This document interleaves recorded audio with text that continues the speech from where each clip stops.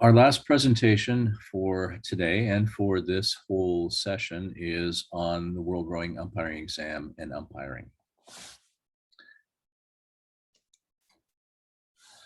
The World Rowing Umpiring Commission is defined in the statutes, in the bylaws of statutes, and our responsibility is to standardize and continuously improve the quality of umpiring in general, and in particular at World Rowing Championships and World Rowing events. And to promote umpiring throughout the world. Specifically, we select the juries for the World Rowing events, which then are approved by the executive committee. We supervise the juries at World Rowing events and work on developing and improving standardizing umpiring through education. But we also have the responsibility of conducting examinations for the international umpiring license. And then we also will work to assist in the implementation of umpiring development programs. So to sit for a World Rowing umpire examination, a candidate, the requirements are, must have possessed a national umpiring license for at least 3 years, have normal sight and hearing. This doesn't mean perfect sight and hearing, it means normal sight and hearing, so glasses are accepted. The candidate needs to be under the age of 61 on December 31st of the year when they are sitting for the examination. And you need to be nominated by your member federation. I know that some of our newer federations, national umpiring licenses, there may or may not be a full developed program. If you are in this situation, please contact the member of the Umpiring Commission who is residing in your continent, and we will help to work and develop that process. The umpiring examination is composed of 2 parts. One is the written questions, and then there is a practical examination. The written examination is approximately 2 to 2.5 hours in length, depending on the number of breaks we take. It includes multiple choice questions, short answer questions, and then some umpire situation and launch positioning questions. And we'll go over a few samples of these later. The questions may be asked either written, in other words, we hand you the test in a written form and you fill it out on your own. Or more often now, we are projecting the test onto a screen through a PowerPoint presentation. And then you have the answer sheet in front of you. We've found that the feedback on this process has been very positive, and it really does seem to help in time control for people taking the examination. There are 6 segments to the written exam, covering everything from the World Rowing statutes and actualities, rowers and coxswains, boat construction course advertising, the draw and progression, entries, withdrawals, crew changes, the start, umpiring, finish, protests and medical, para rowing, coastal and beach sprints, and then race situations. Candidates who perform well on the written portion of the examination will be asked to sit for the practical portion of the examination. During the practical portion, the candidates will meet individually with 2 or more of the members of the Umpiring Commission, and we will ask you to demonstrate your knowledge of the rules and application through questions. It may be questions involving displays on the computer, or it may be scenarios where we lay out a course map on a table and run through different questions about what to do in certain cases, or do some role playing where the candidate is asked to act as a starter or act as an umpire. Candidates who do well on both the written and the practical portions of the examination are awarded a World Rowing umpiring license. And I will note that as members of the Umpiring Commission, we would really like to pass all umpires, all candidates. However, we have a duty to the athletes and the coaches to pass only those who have shown that they understand and can apply the rules. So while we would like to pass everybody, we do have that duty that we need to make sure that everybody is qualified for umpiring. So here is an example of a sample question, a multiple choice question. And when you're looking at it, it's important first, when you're reading the question, pay attention to what it's asking. In this case, it's asking for a World Rowing Championship race course, not an international race course, but a World Rowing Championship. So pay attention to what exactly the question is asking, and be aware that there are maybe more than one correct answer. So make sure you read all of the possible answers and mark any one of those that is that is a correct answer, not just the first one you find. So make sure you read through all of them. A sample of a question where it's written or short answer. You may be asked, given the blades of countries, and asked to identify the countries, or you may be given the abbreviations for the countries and asked to identify what the countries are. And then we have the race situation, and you'll be presented with a diagram that looks like this. It's important to look at what the number of participants are and what the event is, like this case, a repechage. When we went through the progressions, I noted that it's very important for candidates to know the progressions. And there are certain shortcuts. If you see a quarterfinal, it's always 3 to advance. If you see a semifinal, it's always 3 to advance. But in this case, we have a repechage with 20, which means that there will be 2 to advance. So as the umpire, our job is to make sure we are protecting those who are potentially advancing. So this one, and right now at this point in the race at 1,200 meters, it looks like it could be this one, but then we need to make sure that they're protected. So the best place for the umpire to be would be at this location here. So when you're asked what the location for the umpire, it would be, in this case, H5.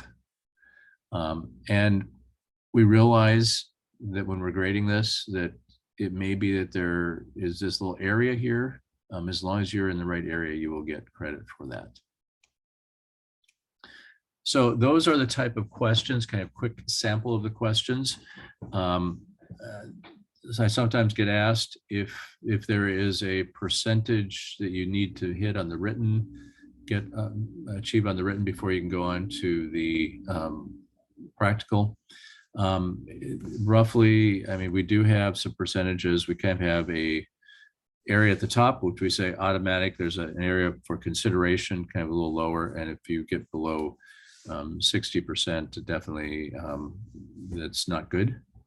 And if you are in that middle area, we will probably be asking more detailed questions and more in-depth questions in the practical to make sure that the candidate has the knowledge of the rules and the application of the rules, and it's not just the language issue with the examination that caused them to have problems.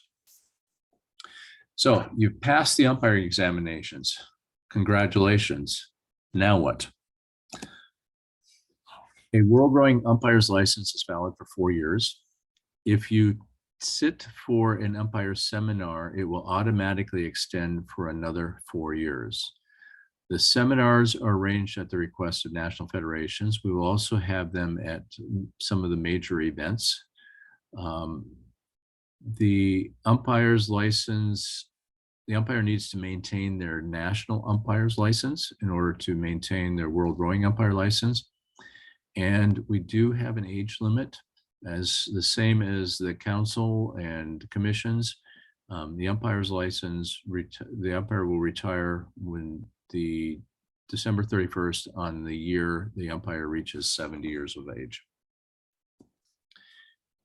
If you have an umpire's license and it expires because of lack of, say, lack of attending a seminar, then you must retake and repass the umpire's examination.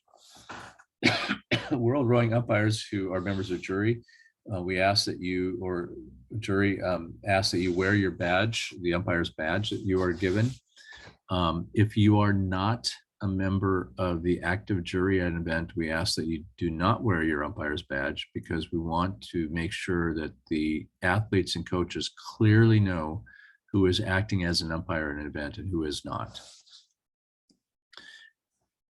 Each year, the Umpiring Commission will solicit nominations for World Rowing event juries. We normally do this late in the year, sometimes September, October, November. And the request is usually included in a World Rowing circular. The form must be signed by an officer of the member federation, and some countries submit all the forms for the umpires. Others have coordinate the nominations and give us a prioritized list.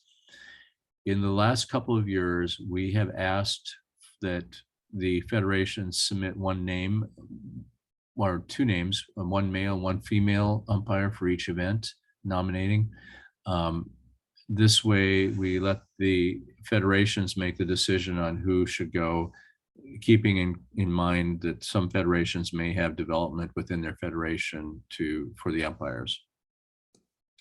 This is a sample of the form that is used for submitting nominations, where it has information about the umpire at the top, what events they want to attend, and if there's more than one, they can prioritize, indicate 1, 2, 3 as far as priority, their most recent experience, and then a place for a signature of the federation and the umpire at the bottom.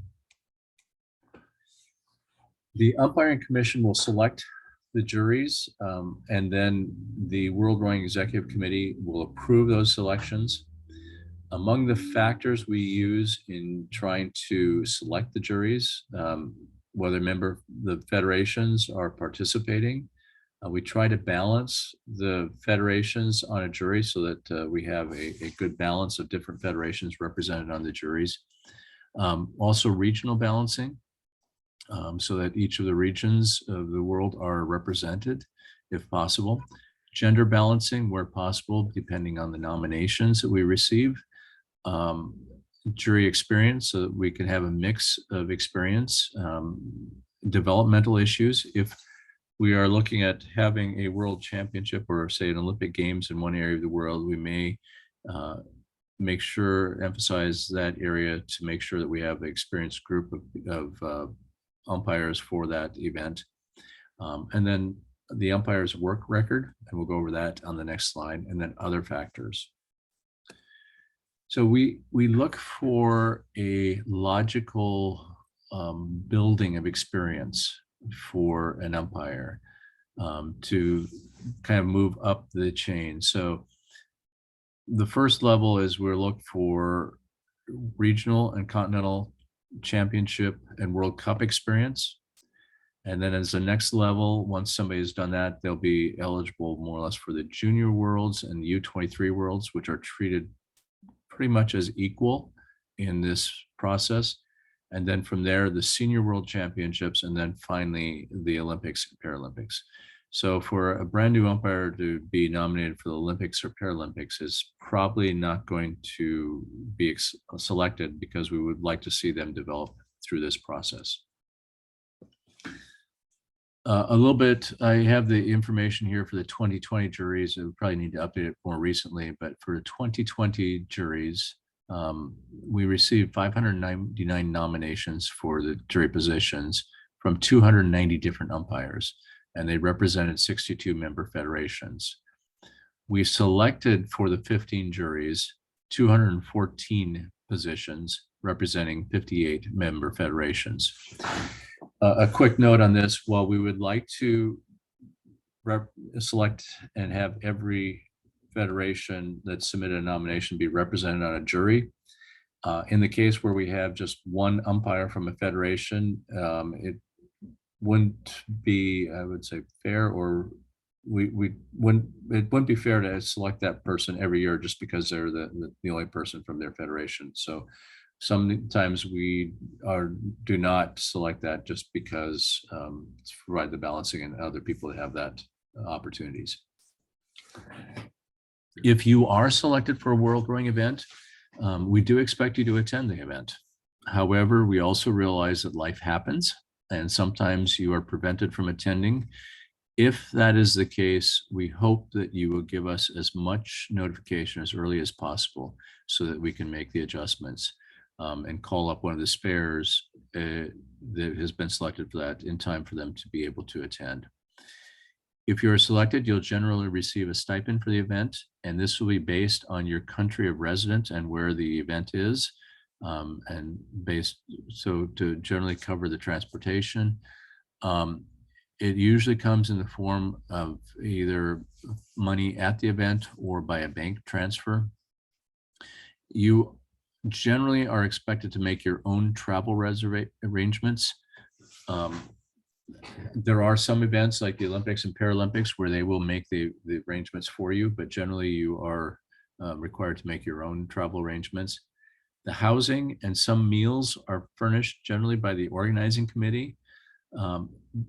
When you are selected, you will get a letter from World Rowing with the information specific to that event in it.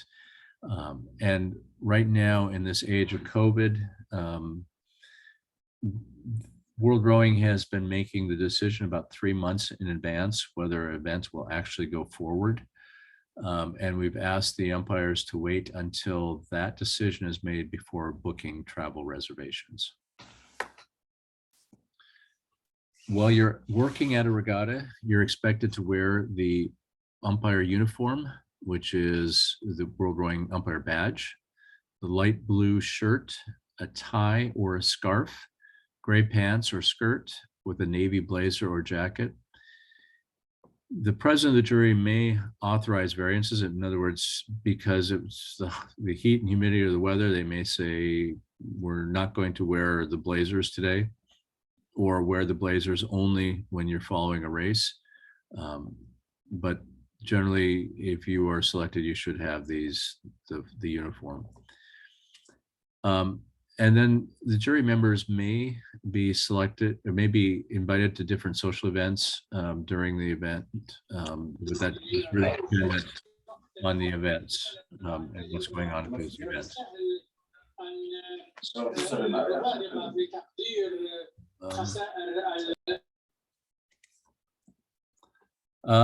That is the end of this presentation. Are there any questions?